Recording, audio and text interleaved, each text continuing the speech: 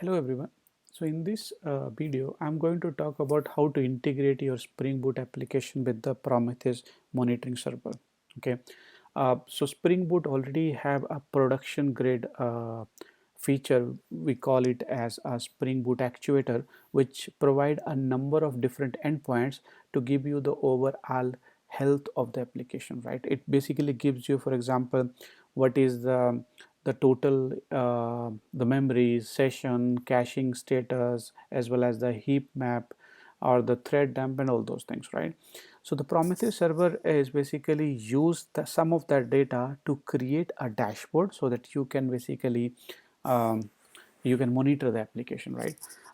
So I'm going to give you going to talk about those steps in order to understand those things. Okay, so the first thing what I'm going to do is, this is a very bare minimum Spring Boot application. The first thing I'm going to do is to add the dependency for the Spring Boot actuator, right? So that's the first thing I'm going to do to make sure that the actuator is active for our application. Okay, this is the first thing I have added this piece. Okay, the other thing which just I want to give you a heads up is that by default there are most of the endpoints are disabled because of the security reasons, and basically it depends upon your application. So you have to activate the endpoints, the actuator endpoints for application, right? There will be only few which are activated by default. Rest of it, based upon requirement, you should activate those one.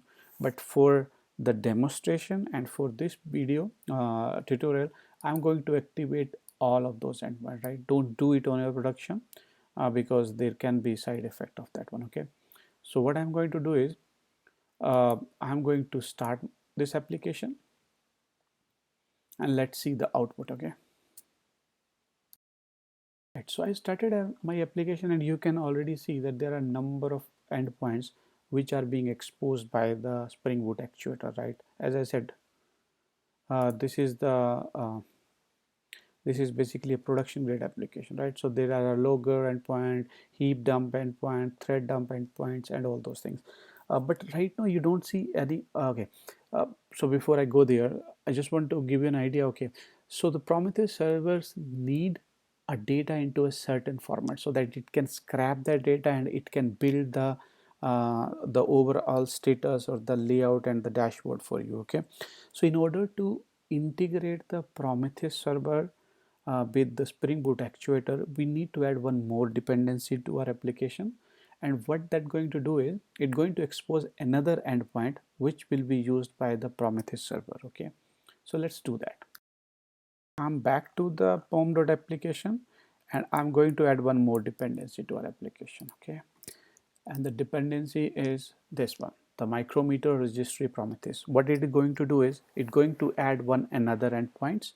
Let's see that in action. So I'm going to restart the application again. Okay,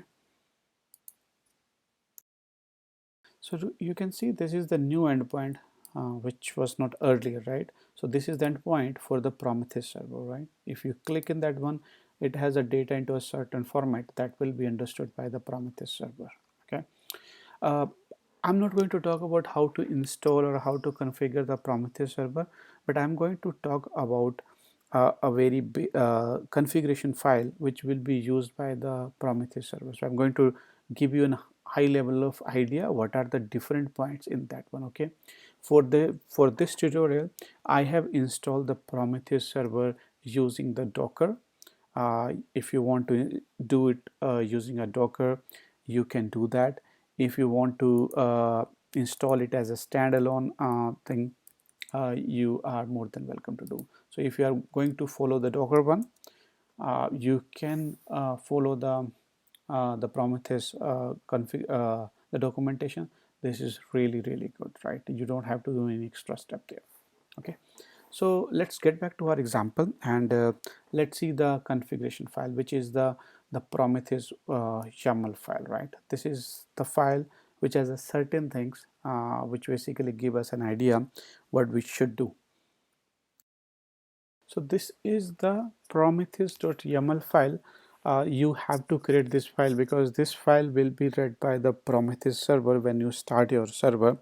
it will read these configuration to understand certain things for you. Okay.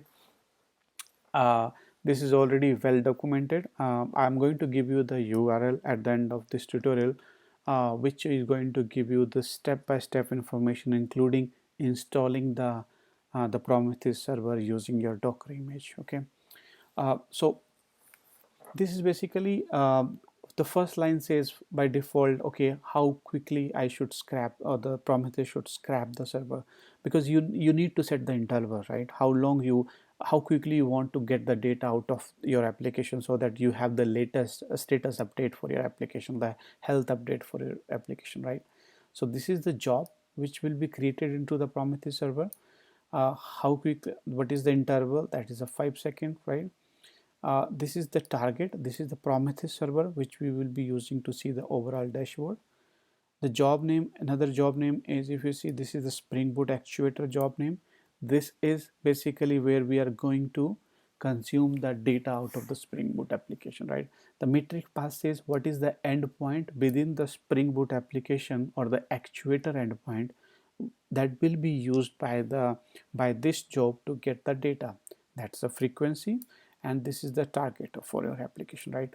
Right now I'm running it on localhost 8080. If you are onto a cluster environment, you are onto a cloud, you have to make sure that the correct or the right configurations are put into place. Okay. So that's all about the integration, right? uh, in on a high level, from the Spring Boot application, you have to do only two things, right? You have to add the Spring Boot Actuator dependency, and the second thing is you have to add this dependency. These are only two requirement from the Spring Boot application side, right?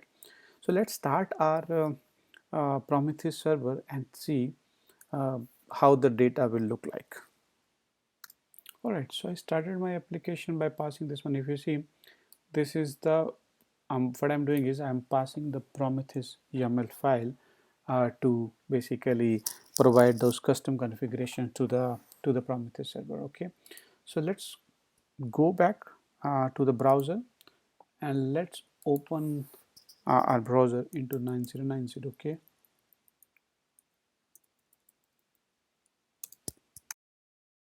so we open this one, right? The localhost 9090 and graph. So this is going to give us the Prometheus server, right?